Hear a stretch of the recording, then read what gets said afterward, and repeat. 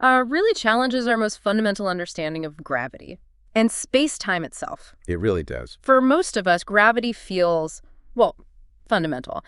And space-time, that's just the stage, right? Where everything plays out. The unchanging backdrop, supposedly. Exactly. But what if neither of those are truly fundamental? What if they're not baked in from the start? What if they emerge from something, well, deeper? Yeah. So, get ready to challenge some core beliefs about how our universe works. Our mission today is to distill these pretty complex theories Very complex. into insights that'll leave you feeling well-informed and maybe just a little bit mind-blown. Hopefully. So let's set the scene. For over 100 years, Einstein's general relativity, GR, has been the gold standard. Absolutely, the reigning champ. It tells us gravity isn't really a force pulling things, but it's the curvature of space-time itself, caused by mass and energy. That's the standard picture. The fundamental view, yeah. And the traditional quest for quantum gravity, that big unsolved problem, has always been about trying to, quantize GR. Find the graviton, maybe. Or apply quantum rules to space-time fabric. Right. And it's been incredibly difficult, a major sticking point. Which is what makes emergent gravity so... Well, fascinating. Yeah. It entirely reframes the problem. How so? Instead of trying to quantize space-time, it suggests gravity and space-time are macroscopic phenomena, collective effects. Okay. Like temperature. Exactly like temperature. Yeah. Or pressure in a gas. Those aren't fundamental properties of one molecule. No, they come from the whole crowd. They emerge from the statistics of countless molecules bumping around. So in this view, GR isn't bedrock law, it's an effective theory. Like fluid dynamics. Describes water flow without tracking every H2O molecule. Precisely. It works great at large scales, but it doesn't describe the underlying atoms of spacetime if they exist. So the challenge shifts. Completely. It's not quantize GR, it's find the fundamental microscopic bits from which GR arises. What are those atoms of spacetime? That's a huge shift. And this isn't a brand new idea, is it? You mentioned it has roots going back. Oh yeah, absolutely. This isn't something someone just cooked up. The seeds were planted decades ago. Yeah. Some really visionary physicists started asking, what if our deepest assumptions are just, well, a macroscopic illusion? Who were the key players early on? Well, you've got to start with Andrei Sakharov back in 1967. He had this radical idea called induced gravity. Induced gravity. Yeah, the idea that gravity might just emerge from the quantum jiggling, the vacuum fluctuations of ordinary matter fields. So not its own thing, but a side effect of other stuff. Kind of. He was inspired by condensed matter physics, actually, like how defects in a crystal... Like a crack or a missing atom. Exactly. How those can create what looks like curved geometry within the crystal. He thought maybe space-time was like a giant world crystal. Wow, but you said there was a problem. A big one. It predicted a massive cosmological constant, like ridiculously huge vacuum energy, way, way bigger than what we observe. So that was a major hurdle. Okay, so Sakharov planted a seed. What came next? Then things got really interesting with black holes in the 1970s, thermodynamics. Black holes and heat. That sounds weird. It is weird. Jacob Bekenstein and Stephen Hawking showed something completely unexpected. Black holes have entropy. Entropy, like disorder, information. Exactly. But here's the kicker. The entropy wasn't proportional to the black hole's volume, like you might expect. It was proportional to the area of its event horizon. The surface area, not the space inside. Just the surface area. The Bekenstein-Hawking formula, it's like all the information about what fell in gets plastered onto the boundary. That's bizarre. It was the first big clue for the holographic principle. And then Hawking found black holes aren't truly black. They radiate. Thermal radiation. Hawking radiation. Right, which means they have a temperature. So you've got geometry, the horizon suddenly having thermodynamic properties, entropy, temperature. Which begs the question, why? Why does geometry have thermodynamic? Exactly the question Ted Jacobson tackled in 1995. This was a game changer. What did he do? He showed you could derive Einstein's field equations, the heart of GR, directly from the first law of thermodynamics. Just basic energy conservation, dq TdS. Derive GR from thermodynamics. How? He applied it to these things called local Rindler horizons, tiny patches of horizon an accelerating observer would see. And he assumed the Bekenstein-Hawking entropy area relationship holds for these tiny horizons. Okay. And boom, out popped Einstein's equations. It implies GR isn't fundamental, it's just an equation of state for space-time, like the ideal gas law is for gases. Yeah. Doesn't care about the microscopic details, just that space-time has these thermodynamic properties. So the black hole stuff wasn't just a curiosity, it was pointing towards something deep about GR itself. Absolutely, a crucial stepping stone. It paved the way for the modern view linking gravity, thermodynamics, and information. Which brings us to the holographic principle you mentioned. Right. Proposed by Gerard Hooft and Leonard Susskind. This is maybe the most radical idea of all. Yeah. It says that everything happening in a 3D volume of space, all the physics, all the information, can be completely described by a theory living on the 2D boundary of that region. So, our 3D world is like a hologram, projected from a 2D surface. That's the essence of it. Yeah. It sounds like science fiction, but it has real mathematical backing, especially in string theory. And it explains the area law for entropy information scales with area, not volume. Okay, mine's slightly blown already. How does gravity fit into that holographic picture? Well, one idea is that gravity might be an entropic force. Entropic force, like related to that tendency towards disorder. Exactly. It's not a fundamental pull. It arises statistically because systems tend to maximize their entropy. Think of a stretched rubber band snapping back. Right, you said that wasn't a fundamental spring force? No, it's just statistically way more likely for the polymer chains to be coiled up higher entropy. So, applied to gravity, maybe masses move towards each other because that increases the overall entropy of the relevant information, maybe stored on some holographic screen. Gravity as the universe preferring things to be messy. In a way, yes. It's a statistical tendency. And this led to Eric Verlinde's work in 2010. Correct. Verlinde put these ideas together in a really intriguing, though heuristic way. He managed to derive Newton's law of gravity, FUG-MMR2. The classic high school physics equation. That one. He derived it starting from entropic principles. He combined the holographic screen idea, a thermodynamic concept called equipartition of energy. Like energy spreading out evenly. Sort of, and crucially, the Unruh effect. Unruh effect. That's the one where accelerating makes empty space feel warm. Yes. It shows this deep link between acceleration, which is related to gravity via the equivalence principle, and temperature, which is thermodynamic. Verlinde wove these threads together. And got Newton's law. He did. Mathematically, it worked out, suggesting gravity emerges from information and thermodynamics. Okay, that does sound elegant. Almost too neat, maybe. What was the pushback? What did people criticize? Oh, there was immediate and intense scrutiny. You're right to ask. I bet. A big one was circularity. Does the argument sneakily assume things that only make sense if gravity already exists, like using the Planck length or Unruh temperature, which involve both quantum mechanics and gravity constants, to then derive gravity? Feels like pulling yourself up by your bootstraps a bit. A bit, yeah.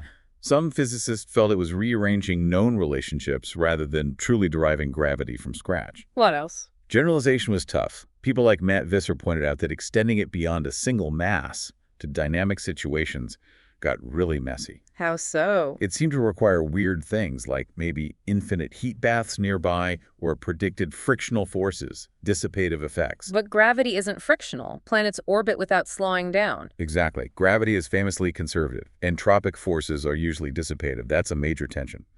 How do you get a perfectly conservative force from a statistical entropy-driven process? Okay, big challenges there. So where did the field go next? You mentioned it from Quibbit. All right, this is really the cutting edge now.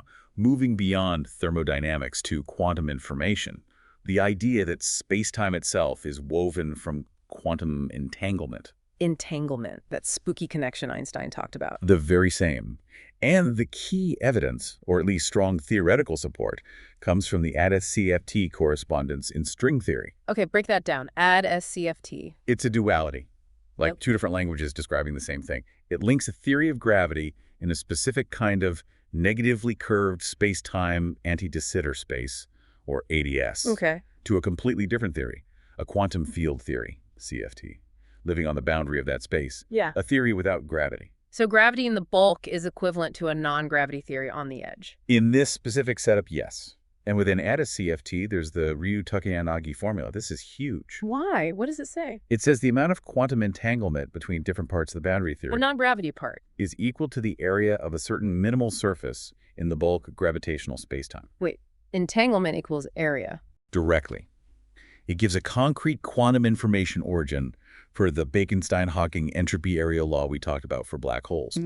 It's not just an analogy anymore. Entanglement is geometric area in this context. That's profound. It gets better. Building on this, Maldacena and Susskind proposed ER equals EPR in 2013. More letters. Yeah. EPR refers to an entangled pair of particles, Einstein-Podolsky-Rosen. ER refers to an Einstein-Rosen bridge, a wormhole. So entanglement equals wormholes. That's the conjecture. A pair of maximally entangled particles are connected by a microscopic wormhole. More entanglement means a shorter wormhole connection. So space-time geometry, the connections, they're built from entanglement. That's the mind-blowing implication. Space-time emerges from the network structure of quantum entanglement. It's like the quantum stitching holding space together. And this could help with things like the black hole information paradox. Potentially, yes. Maybe information gets out through these entanglement wormholes. And it also relates to quantum error correction, how a stable, classical-looking spacetime can emerge from fragile quantum bits. The information is encoded redundantly, like in quantum computers. So there's like a hierarchy. Jacobson was thermodynamics, Verlinde was entropic force, and this it from Quibit is entanglement at the base. That's a good way to put it, yeah. Jacobson is macroscopic. Verlinde is a semi-classical mechanism. It from Quibit, especially at SCFT, tries to provide the deepest quantum origin for why entropy relates to area in the first place. Okay, these ideas are incredibly abstract. How on earth do physicists test them? Can they build, like, tabletop universes? Well, something like that. They use analog gravity systems, often in condensed matter physics. Analog gravity. Yeah, you set up systems, maybe fluids or special crystals where the collective behavior of excitations like sound waves. Not fundamental particles, but ripples in the material. Exactly, quasi-particles. Their behavior mimics particles moving through curved spacetime, even though the lab bench is flat. The effective geometry they feel depends on the properties of the medium. Give me an example. Superfluids, or Bose-Einstein, condensates ultra-cold clouds of atoms. Sound waves, phonons, moving through them obey equations that look identical to a scalar field in curved spacetime. Really? Yeah. And you can engineer flows where the fluid moves faster than the local speed of sound. That creates an acoustic horizon. A dumb hole sound can't escape. Exactly. It's analogous to a black hole event horizon. People are trying to detect the analog of Hawking radiation from these acoustic horizons in labs. That's wild. Are there other examples? Sure, crystal lattices, defects in the regular structure like dislocations. Like imperfections. Right. They can introduce effective curvature or torsion, mimicking gravity in some theoretical models like world crystal ideas or Einstein-Cartan theory. So you can build toy universes, but you hinted there's a catch. Where does the analogy fall short? That's a really crucial point. These analogs are great at showing how fields behave on a curved background. Kinematics. But not how the background gets curved. Mostly, no. The effective metric in the analog system usually doesn't obey its own Einstein-like equations. The back reaction is missing. Back reaction, meaning how the stuff moving through the space tells the space how to curve, like matter curving space-time in GR. Precisely. In most analogs, the matter, the quasi-particles, doesn't significantly curve the space-time, the medium's properties. So they don't fully capture the dynamics of emergent gravity, just the behavior on a predefined curve. Okay, got it. So let's shift gears to the really big cosmic mysteries. Dark matter and dark energy. Can emergent gravity tackle those? Is that part of the promise? It absolutely is. This is where Eric Verlinde came back in with a major paper in 2016, Emergent Gravity and the Dark Universe. Okay, what was the idea there? He extended his entropic gravity ideas to the context of our actual universe, which is accelerating, expanding what physicists call a de Sitter universe. Approximately, because of dark energy, right? Right. Verlinde argued that this background dark energy causes a kind of long-range quantum entanglement throughout the cosmos. This adds an extra type of entropy related to the volume of space on top of the usual area law entropy associated with horizons. So, two kinds of entropy in the universe. That's his proposal. A short-range area law part, which he links to ordinary gravity, and this new long-range volume law part due to dark energy entanglement. Okay, so how does that explain dark matter? Here's the clever part. He proposed that when you put ordinary matter like a galaxy into this background, it displaces some of that long-range volume entropy. Pushes it aside. Yeah. And the vacuum, because of this entanglement structure, responds sort of elastically, like pushing into a sponge. This elastic response creates an extra gravitational pull on the ordinary matter. Ah, and that extra pull looks like? Looks like it's coming from invisible dark matter halos. He calls it dark gravity. So it's not missing matter, it's gravity behaving differently on large scales because of dark energy's effect on entropy. That's the core idea. And what's really striking is that his framework naturally recovered the equations of MN modified Newtonian dynamics. MOND, that's the other theory that tries to explain galaxy rotation without dark matter, right? By changing gravity's law. Exactly. MOND works remarkably well for galaxies, but it's always lacked a deep theoretical foundation. Verlin's work suggested a possible physical origin for MOND, linking its characteristic acceleration scale to the cosmological constant, to dark energy. That would be huge if true. What about other cosmological implications?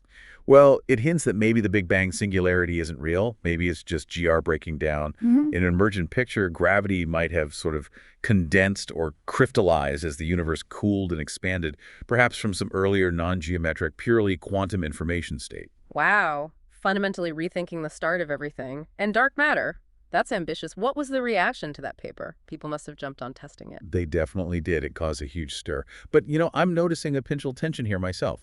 Well, the condensed matter analogs we talked about rely on local interactions, right? Things happening between adjacent atoms or fluid elements. Yeah. But Verlin's cosmological model, and also that EPR idea, they explicitly involve non-local effects, long-range entanglement across the universe, or wormholes connecting distant points. Right. Local versus non-local. That seems like a mismatch. It's a major theoretical challenge. How do you build a consistent theory that has microscopic non-locality, these spooky connections, but still results in the macroscopic locality that GR seems to obey so well?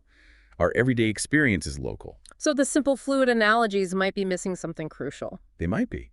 Maybe they don't capture this essential quantum non-locality that could be fundamental to emergent spacetime. Reconciling these scales is a huge puzzle. Okay, so how does emergent gravity, with all its variations and challenges, compare to the other big players in quantum gravity? String theory, loop quantum gravity. Is it a totally different beast? It shares some goals, but the philosophy is often quite different. It really highlights this deep divide over whether space-time itself is fundamental or not. How so? String theory, at least in its standard formulation, treats gravity as fundamental. The graviton is just one vibrational mode of the string. Spacetime is usually assumed as a background, though M theory might be background independent. It aims for a theory of everything. Unifying all forces. Right. Ironically, string theory gave us AD-SCFT, a key tool for emergent gravity ideas. Loop quantum gravity, LQG, also treats gravity as fundamental, but it quantizes geometry itself. Space comes in discrete chunks, spin networks. It is background independent from the start. So LQG builds spacetime from quantum bits of geometry. Exactly. Emergent gravity says no. Spacetime and gravity emerge from something else entirely, maybe quantum information, entanglement, something non-geometric at the bottom. So it's fundamentally background independent because the background itself is what needs explaining. So strings and loops quantize gravity geometry. Emergent gravity tries to derive it from something else. That's a good way to sum it up. Emergent gravity asks, why gravity? While the others ask, how does quantum gravity work? Okay, let's dig into the hurdles for emergent gravity more. What are the absolute biggest theoretical roadblocks right now? Well, the number one issue is still the lack of a complete predictive microscopic theory. The top-down model you mentioned. Exactly. Most proposals are bottom-up. They identify features the microscopic theory should have based on GR and thermodynamics. But we don't have the theory that starts with, say, qubits and their rules, and robustly derives Einstein's equations in full generality. Without that, it's hard to make unique, testable predictions. It stays more like a framework or a collection of related ideas. Right. Powerful ideas, but not yet a complete theory. What else? You mentioned the conservative force problem. Yes, that tension between conservative gravity and typically dissipative entropic processes. How do stable orbits last billions of years if gravity is fundamentally statistical and lossy? Where does the energy go? Why don't we see friction? It's a deep conceptual problem. And the quantum coherence issue. Right. Entropic processes usually mess up quantum coherence. They cause decoherence. But experiments, like dropping ultra-cold neutrons, show they stay perfectly coherent in Earth's gravity. Gravity seems extremely gentle on quantum states. How does an emergent statistical process achieve that? Difficult to explain if it's just thermodynamics. Very. And then there's generalization. Verlin's model, for example, struggled beyond simple cases. And the ever-present danger of violating Lorentz invariance. The symmetry that says physics looks the same for all constant velocity observers. Yes. Many microscopic models, especially world crystal types, seem to imply a preferred frame of reference, like the rest frame of the crystal. But Lorentz invariance is incredibly well tested. Any violation has to be absolutely minuscule. So lots of theoretical work still needed. What about observations? How is Verlin's dark matter idea holding up against actual astronomical data? It's been a mixed bag, definitely contentious. How so? Successes first. There were some striking initial successes. A study looked at weak gravitational lensing, how galaxy clusters bend light for thousands of galaxies. Verlin's formula, with no free parameters to tweak, seemed to match the data surprisingly well. That sounds promising. No fudging required. It was a significant point in its favor, but There's always a but. subsequent studies threw cold water on it. Yeah. When people looked at the rotation curves of dwarf galaxies, the theory didn't seem to fit well. Those are usually strong tests for dark matter models, right? They are, and even worse, for big galaxy clusters, like the famous Abel 1689. Analyses showed Verlin's theory was strongly ruled out unless you put a lot of conventional dark matter back into the cluster. Which kind of defeats the purpose of replacing dark matter. Exactly. It undermines the primary motivation. So what about cosmology? The big picture. That's probably the biggest observational hurdle right now. The standard model of cosmology, lambda CDM, with cold dark matter and dark energy. It provides an incredibly precise match to observations of the cosmic microwave background radiation, the CMB. The afterglow of the Big Bang. Right, and also the large-scale structure of how galaxies are clustered. Lambda CDM fits that data exquisitely well. So far, no emergent gravity model, nor MOD for that matter, has come close to replicating that level of precision across all cosmological scales. So it works okay for some galaxies, but fails the big cosmological tests. That's largely the situation. And for many physicists, the success of lambda CDM on those large scales is the single most compelling piece of evidence against these alternative gravity theories right now. Are there other tests planned? Ways to probe this further? People are thinking about it. Maybe looking for tiny fluctuations or deviations in gravitational fields at small scales, using ultra-precise atom interferometry to test gravity's behavior. Some even speculate about subtle signatures at particle colliders like the LHC, or in future gravitational wave data from missions like LISA. But for now, the observational case is shaky, especially compared to the standard model. So, wrapping things up, where does this leave emergent gravity? Is it a revolution stalled, an interesting side path, or is the jury still very much out? I'd say the jury is definitely still out, but it's clear it faces significant challenges. To really succeed, it needs that complete microscopic theory. We need to know what the fundamental degrees of freedom are and what rules they follow. What are the atoms of spacetime? Yes. And then, how does smooth classical spacetime reliably emerge from that quantum foundation without violating basic principles like unitarity, information conservation, and coherence? There's also the deep problem of time.